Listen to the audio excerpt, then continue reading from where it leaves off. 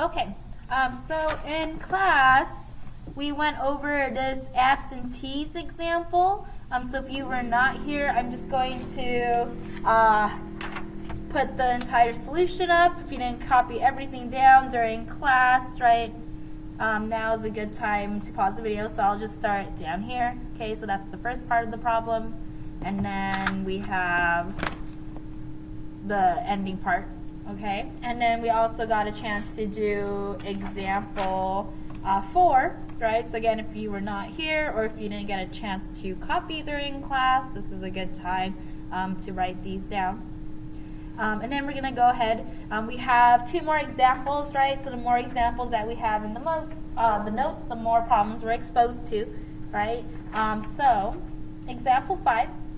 A 1996 report stated that 90% of all American homes have at least one smoke detector. A city's fire department has been running a public safety campaign and wonders if this effort has increased the percentage of smoke detectors in homes. Building inspectors visit 400 randomly selected homes and find that 376 of them have smoke detectors. Is this strong evidence that the local rate is higher than the national rate? Okay, so we have our national rate, which is 0.9. Okay, and then we have Q then, that's going to be 0.1. And then we went to 400 homes. Okay, so there's N. And then they found that 376 out of the 400 had smoke detectors. Okay, so let's go ahead and calculate that proportion. So 376 divided by 400, and we have 0.94. Okay, which means Q hat is 0.06. Okay, awesome. Now, the question, is there strong evidence? Okay, so it says evidence, so I know I want to do a hypothesis test. So my null hypothesis, right, is P is equal to 0.9, right? Let's go ahead and make sure we have P defined. So let P equals the proportion of homes with at least one smoke detector. Okay, so null hypothesis is that it's 90%, and then we are trying to see if the local rate is actually bigger than the national rate. So this is our alternative, that P is going to be greater than 0.9. Okay, now once I write down my hypothesis, I'm going to go ahead and check my conditions. First one is randomization. We have a random sample, and so we're good. The second one is our success and failure condition. And we know from the problem that there are 376 with smoke detectors, which means that there is going to be 24 without. And at that point, both of those are at least 10, and so we're good. And then next one, we have to do our 10% condition. So there's 400 homes, so 10 times 400 is 4,000. And we are going to say that there are more than 4,000 homes in the city. Okay, once we have that, then at this point all conditions have been met. So all conditions met to use the normal model for our one proportion z test. Okay, so we have to have that memorized. Now let's go ahead and quickly write out the normal model we're using. So N for normal, and then our P is the true P, which is 0.9, and then we have to calculate the standard deviation of the proportion. So 0.9 times 0.1 over 400. Okay, I'm going to go ahead and calculate that, so we already have it. 0.9 times 0.1 divided by 400 Then I have to take the square root, and we get 0.015. Okay, so that's the normal model I'm using. Okay, at this point I am now ready to find my z-score. Now before I do that, I just want to have a better idea of the area that I am ultimately looking to find. Okay, so we're using the normal model, and our center is going to be 0.9, and then we took a sample and we found 94% actually had smoke detectors, so 94% is somewhere up here, and then we want to know what's the chances that it's more than 94%, right? Because I'm following what this says, okay? So that's what I want. Now that I have that, I'm going to go ahead and calculate the z-score. So z is equal to, and then we have p hat, which is that 94%, minus 0.9 over the standard deviation, 0.015. Okay, and then let's go ahead and punch that in the calculator, and we get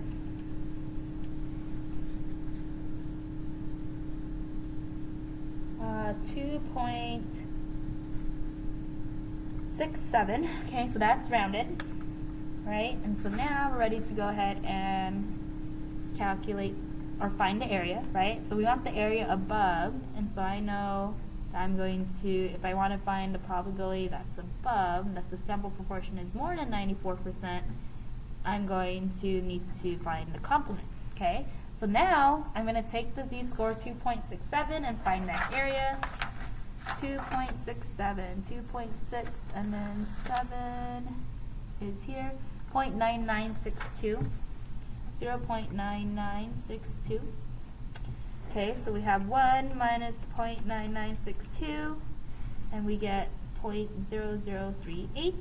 Okay, no alpha level has been specified, and so this means that my alpha level is going to be 5%, and then this right here is my p-value.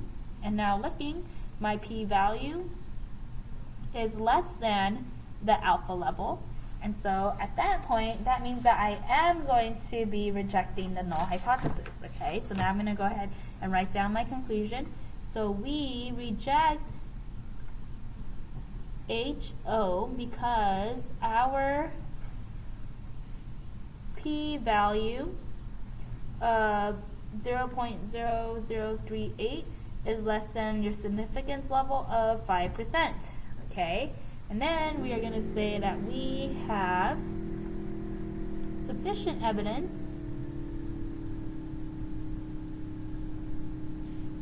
that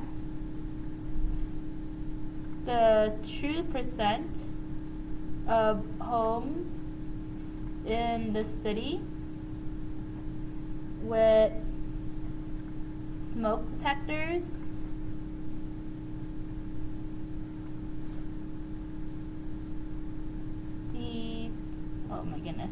detectors is more than 90%, and then we are good, okay? So basically what happened was we just assumed that 90% was going to be true for the city, and then we actually found the probability of getting 94% if we were going to assume that the normal rate was 90%, and we found that that was actually a very small chance. And because that's such a small chance, then it would be unusual for this to be 0.9, and so that means that this is probably going to be higher than the 90%, okay? Because it is something that was uncommon to happen, yet it happened, all right? And so that gave us evidence for the alternative hypothesis. Okay, and then our last example. Right? So the percent of male births have been claimed to be 52% in the U.S. There has been some changes in prenatal care over the past 10 years, and then we're wondering if the percent of male births has changed. We took a random sample of 550 and found that 56.9% of them were male. We're going to go ahead and test the claim. Okay, so we're wondering if it has changed, all right? And so P is 0.52, and then we go ahead and define that. So let P equal the percent of male births. Okay, and then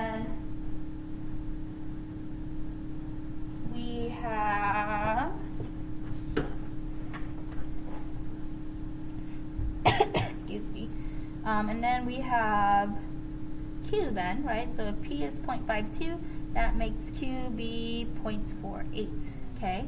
Now things has changed over the past 10 years, and then they took a sample, right? So their sample is 550, and then they saw in that particular sample 56.9% were male, which is 0.569, okay, which means Q hat is going to be the complement of that, so 1 minus 0.569, and that's going to be 0.431. Okay, now we are trying to test the claim that it has changed, and so we're going to just assume that it hasn't changed, right? So the null hypothesis is that the percent of male births is still 52%, and we're just trying to see if there's evidence that it is changed, meaning that it's no longer 52%, okay? So that means that this is going to be a not equal to alternative hypothesis. Okay, once I have that, I gotta go ahead and check my conditions. Okay, now we had a random sample, so we're good. And then we need to check our success and failure condition. And let's go ahead and do our calculations for that. And so we have 550 times 0.569. Got to make sure that's at least 10. So 550 times 0.569. That's 312.95, which is at least 10, which means that 550 times 0.431 is going to also be at least 10, and so we're good there. And then our last condition is our 10% condition. And then 550 times 10, that's going to be 5,500. And so our sentence is that there are more than 5,500 birds. And then we're good. And at that point, we get to write our sentence. Conditions have been met.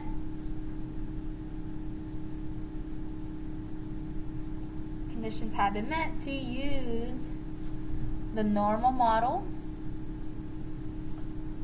for our one proportion z test, okay, and then the normal model we're using, so n, and then 0.52 is going here, and then we need to calculate the standard deviation for all the proportions, so 0.52 times 0.48 over 550, and then we have to make sure we take the square root of all of that, so we have 0.52 times 0.48 divided by 550, and then take the square root, and I get 0.0213. Okay, now once I have that, I'm going to go ahead and draw a picture of the area that I'm essentially going to be looking for. So I know my center is going to be 0.52, and then I had a sample. In the sample we had 0.569, and so I'm going to find the area that's above, so that's going to find me greater than. Now there's going to be on the other side the negative version of that z-score, so I also need this area. Okay, now the reason why I want to find both above and below is because the alternative is just saying that it's not equal to. If it was just greater than, then this is what I would be looking for in terms of the area. Okay, and so I just need to find this area, and then I need to then just multiply by 2 to be able to find the area that I want. Okay, now once I have that, time for me to calculate the z-score, right? So I'm going to write that z formula again. So our sample proportion minus our actual proportion, the true proportion over the standard deviation of all sample proportions, right? And so this is our sampling distribution for sampling proportions. I'm going to go ahead and plug things in. So z is equal to 0.569 minus p, which is 0.52 over the standard deviation, which we found was 0.0213. Right? I'm going to go ahead and punch that into the calculator.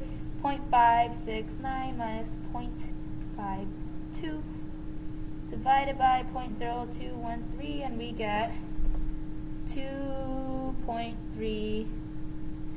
Okay, and that's rounded.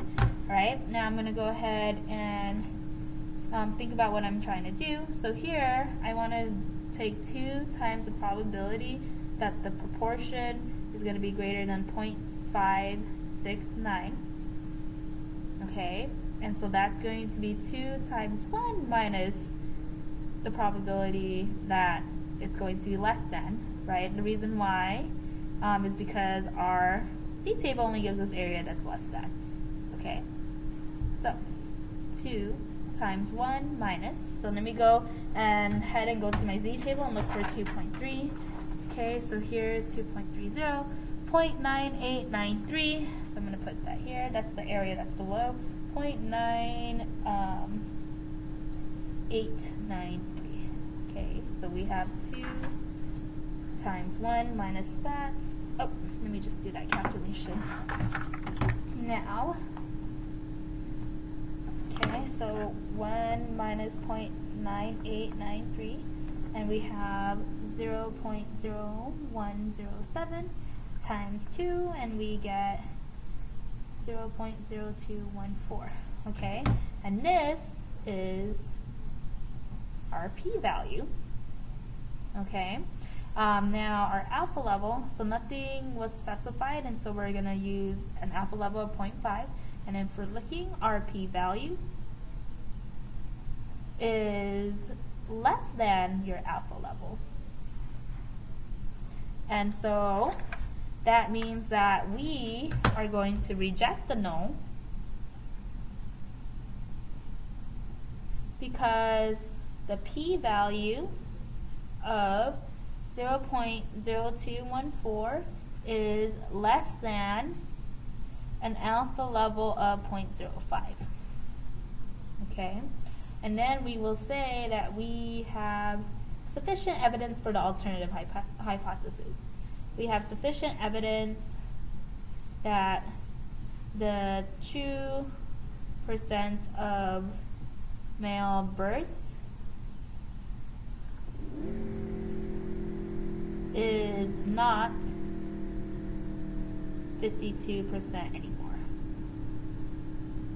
Okay, and then that's it. Okay, so in terms of identifying the given information and doing the conditions, and then the mechanical part, which is just finding the area, that's stuff that you already know. The thing that's new is writing that alternative hypothesis and then comparing our probability to an alpha level, and then from there deciding whether or not we should reject or fail to reject the null hypothesis. Okay, now a lot of that is intuitive, and I've been trying to explain it as if it were like a trial, like we're trying to just prove that something is, like, assume that it's innocent before that we can prove it's guilty. So that is a little confusing. So what I would like you to do is textbook reading, okay? So I'll post that. So make sure you read it so that you can try to build your intuition. And then I also have homework for you. So this is going to be due on Friday, and I'm going to actually go over every single problem. I mapped out days for you to work on them, right? So I would do 3 and 5 today, and then Tuesday do 19, Wednesday 21, and then Thursday 33. So you could just spread it out for yourself, right? These are purposefully the odd number answers because I would like you to check your work and then see where you might need to ask me a question, okay? So I would pace it out instead of waiting until Thursday so that you can bring a question in, okay? I have a couple of textbooks in the classroom so we could open up and take a look at it, okay? But we'll go over every single problem and I will check it on Friday.